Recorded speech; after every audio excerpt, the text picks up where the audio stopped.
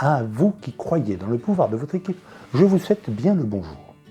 J'ai rencontré ces derniers temps pas mal d'entrepreneurs, de managers, de dirigeants d'entreprise et même d'équipiers qui m'ont tous fait part d'une chose. C'est vrai, vous n'avez pas le temps. Vous n'avez pas de temps. C'est vrai, c'est très difficile de motiver vos équipes. Mais est-ce qu'on motive vraiment nos équipes? Ou est-ce que plutôt, on ne fait pas que reproduire les éléments qui les ont déjà motivés? Je sais bien que vous avez déjà suivi des formations de management, mais rien n'a changé. Je sais bien que vous vous dites, je ne vais quand même pas aller leur dire tous les jours tout ce qu'ils ont fait de bien. Ils font leur travail. La première étape pour avoir des équipes motivées, engagées, soudées, performantes, la première étape, c'est d'en faire une acceptation inconditionnelle de chacun des collaborateurs.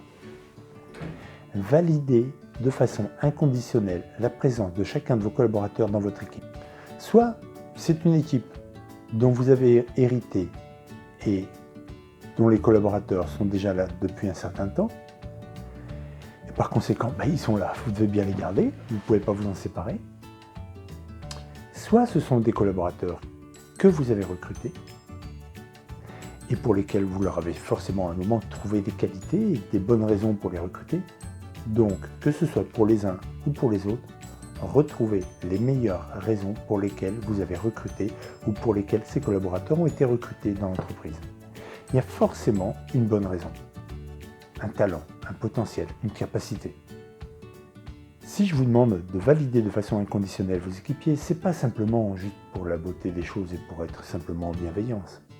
C'est que c'est tout simplement la meilleure façon de leur permettre d'exploiter au mieux leur potentiel et leur talent.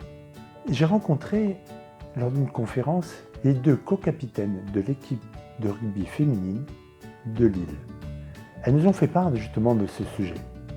Elles nous ont bien dit que lorsque leur manager, leur coach, recrute une nouvelle joueuse, toutes les joueuses qui font déjà partie de l'équipe, elle accepte de manière inconditionnelle. Elle ne se demande pas si elle va faire le poids, elle ne se demande pas si elle va courir vite, si elle sera plaquée, si elle aura une bonne stratégie de jeu. Elle l'accepte.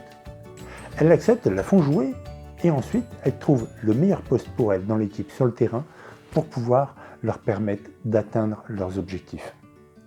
Elle considère les nouvelles recrues comme étant un supplément d'âme qui va venir les aider à atteindre leurs objectifs. C'est comme ça que vous devez considérer vos collaborateurs dans votre équipe. Des suppléments d'âme qui vont vous aider à atteindre vos objectifs.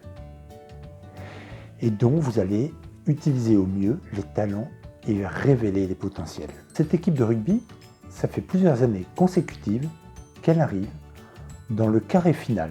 C'est-à-dire qu'elles sont soit en demi-finale, soit en finale de leur championnat. Et même en 2016, elles ont été championnes de France. Comprenez bien que les meilleures équipes, les plus engagées, les plus performantes, sont les équipes les plus mixtes et qui jouent au meilleur niveau de leur potentiel.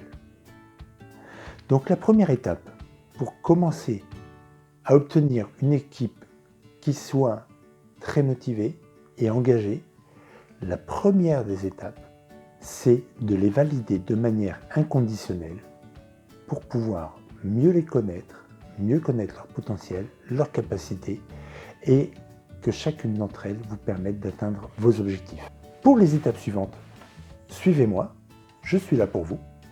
Et puis surtout, croyez dans le pouvoir de votre équipe. Vous pouvez aussi télécharger mon e-book, les 5 étapes clés pour devenir un manager coach motivant et inspirant. Suivez-moi également sur Instagram et LinkedIn. Et surtout, croyez dans le pouvoir de votre équipe.